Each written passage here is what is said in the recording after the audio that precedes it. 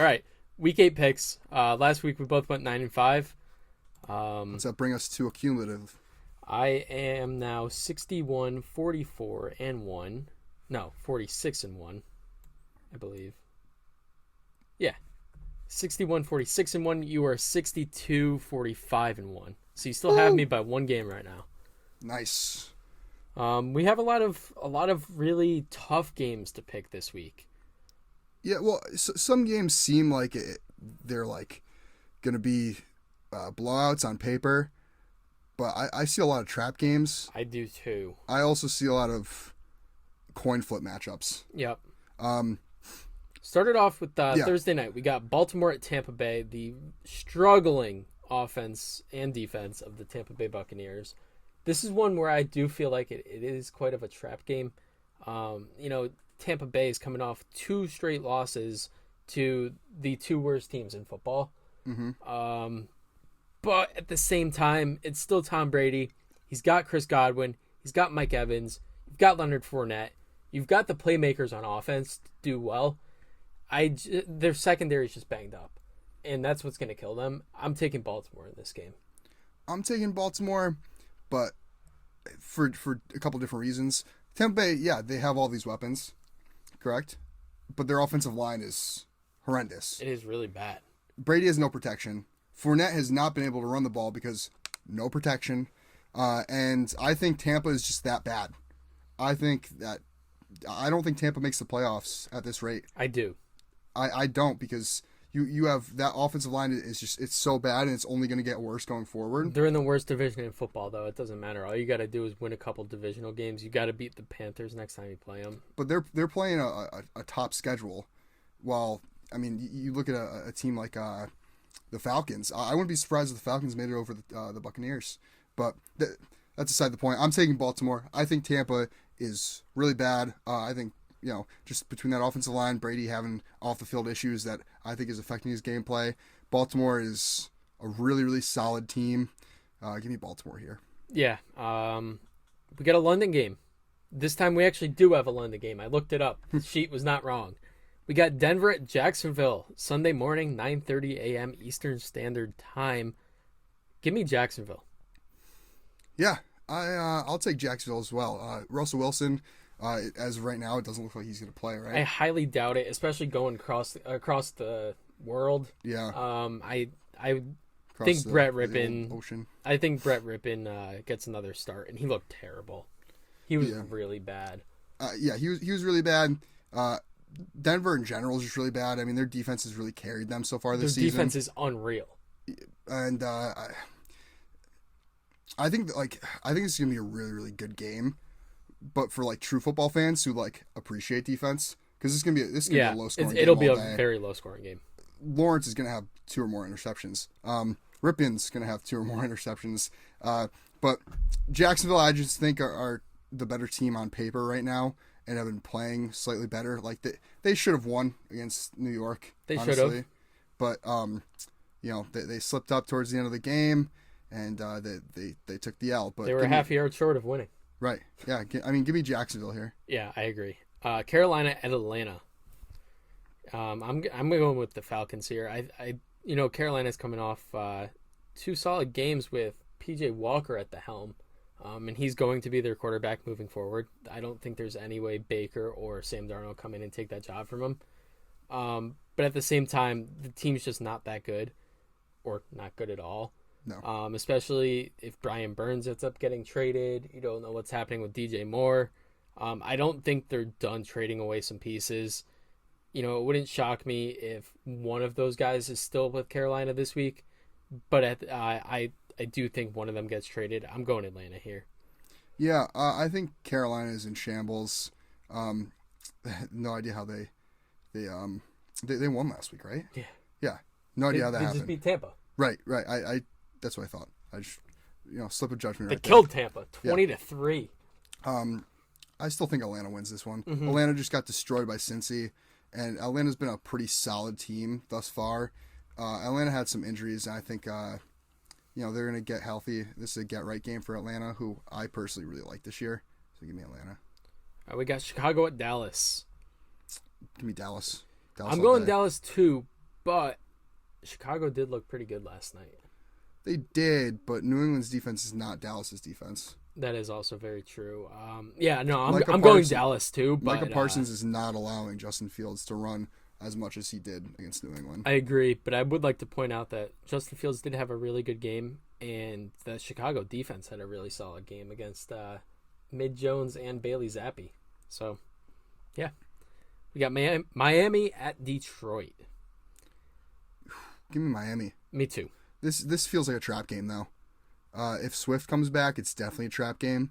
But I like Miami. Miami just with Tua back, I think they're one of the better teams in the AFC. You got a beastly receiving core, and I mean, as long as Tua can just continue to make the throws he needs to, I don't see this team losing many games. Yeah, I completely agree.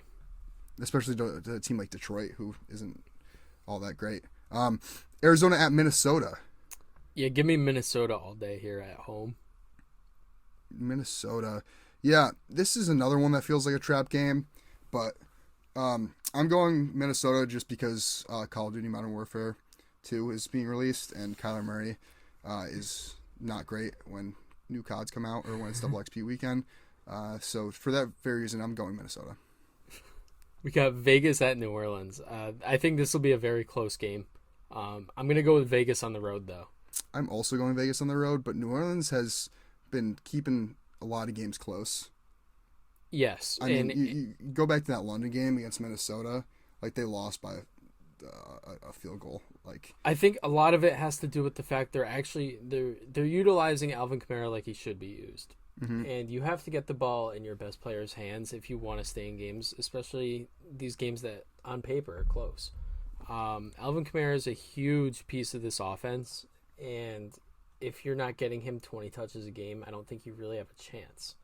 Yeah, their biggest weakness right now is quarterback. I mean, yes, Andy Dalton statistically has been better than Jameis Winston, but Andy Dalton has also really thrown games away, literally. I mean, you go back to the Arizona game last week. How many interceptions did he have? 3, 4, something like that. Like his turnovers have really been costly to this offense and this team in general. And Vegas doesn't have the worst defense in the world, so I'm going to take Las Vegas.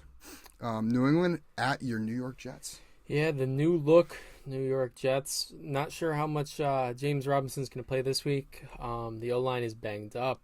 You know, the Breece Hall injury is just a killer. But at the same time, you've got a home game against your biggest rival.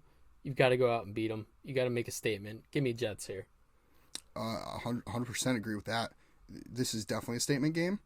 And New England, with the quarterback controversy that they have going on between Mac Jones and Bailey Zappi, I think is going to come and bite them a little bit in the backside. Yeah. Give me the Jets. You got Pitt at my Philadelphia Eagles.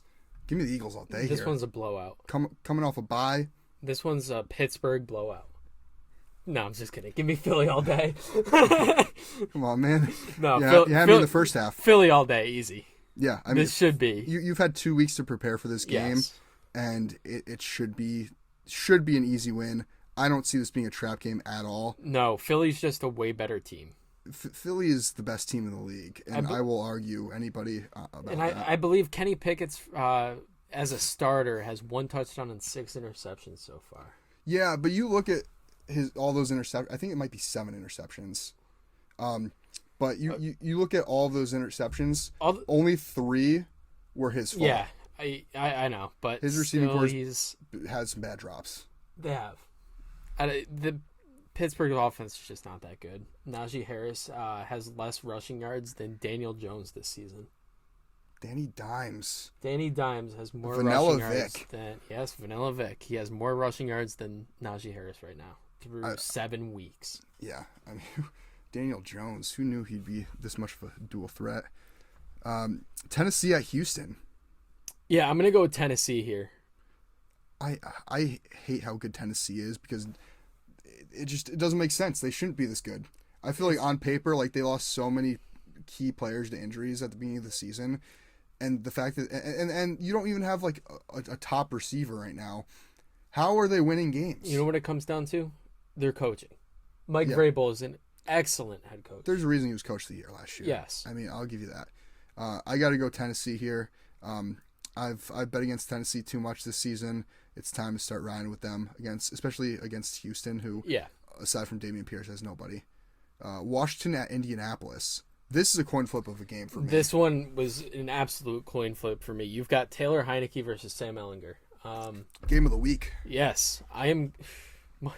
Yeah, surprised this wasn't prime time. Yeah, flex it.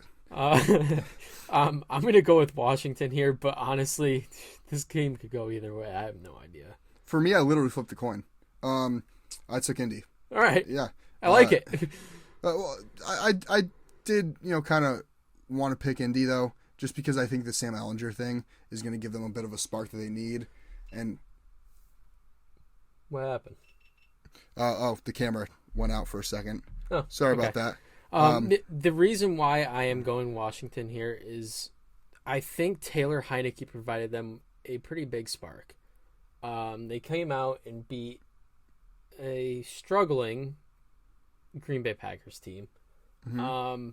But he got it done. Right. And he's been, he was effective enough. The running backs are going to, they'll perform. You got Brian Robinson and Antonio Gibson back there. So, I mean, you have two solid running backs that you could utilize. But the thing is, it's kind of the matchup of running backs, and Jonathan Taylor's just better, so I don't know. Yeah, I mean, they do have better playmakers, Indianapolis. And, again, I think Sam Ehlinger is going to give the spark that Taylor Heineke gave to Washington last week. I think it's going to, kind of work against them. I see it. I think Indy wins. Next game, San Fran at LA Rams. Yeah, give me San Fran. I think Christian McCaffrey just has a huge game. He'll have the playbook learned, at least most of it by then. I would assume so. I really don't know how long it takes to learn a playbook. I would assume for these guys it's can't be too bad. I would think they set up packages for him last week. They'll probably do the same, but I think he's just going to increase his touches, and I think he has a monster game against the Rams. Yeah, San Fran owns the Rams. They do. So, I couldn't overlook that when picking this game. The Rams have not looked great this season. They haven't even really looked that great, that good. My tag's hanging out. Yeah, ignore that. I was initially going to return this when I bought it, but I figured it was worth keeping. Give me San Fran. Yeah. Next game is the Giants at Seattle. So, this is a trap game. Give me Seattle. Really? Yes. I'm going with the Giants. Okay. I'm riding the hot hand until the wheels fall off. Daniel Jones has just been good enough to win games, and that's all they need him to do. He's been better than good enough. I would say Brian Daboll and this whole coaching staff has done a great job scheming up plays to get Daniel Jones, get receivers open and allow him to use his feet, which he's very quick, he's very mobile. Yep. He's playing himself into another contract, and I think Saquon has a day against the Seattle defense. Now, I really, really, really think that the Giants are the better team here. However, again, this is a trap game. The Giants aren't going to go 7-1. I can't see it. Seattle is going to take advantage of the Giants not having Evan Neal.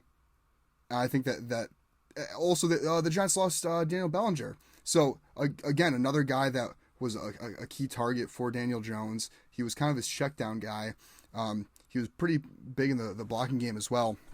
I think the Giants' run game is going to struggle a lot against Seattle for the sole reason that their offensive line is banged up and they're without their star tight end.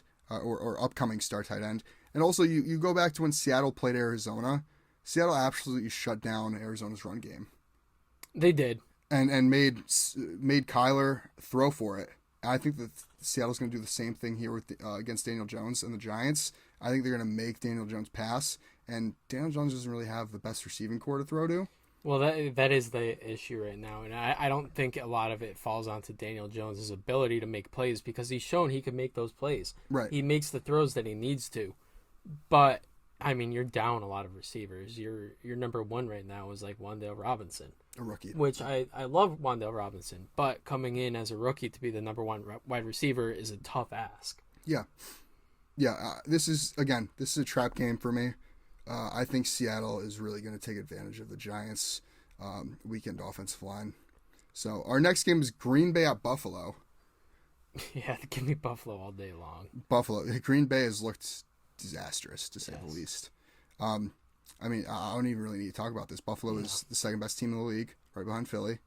And Green Bay has just lost games that they should be winning. And it's their own fault. They're not using Aaron Jones and AJ Dillon properly. And AJ Dillon has not been as good as he was this year, or as good as he was last year this year. Yeah. Buffalo all day. Monday night game, we got Cincinnati at Cleveland. I'm gonna go with the Bengals. They're on fire. Mm-hmm. The Burrow to Chase connection is unbelievable, and I just saw a report come out that the Browns are looking into trading Greedy Williams, so that would be another piece of their defensive backs that would be out. I think Cincy has a field day here. Yeah, I took Cincy for the exact same reasons. You literally just said everything I was going to say. So, nice. Cool. That wraps that up.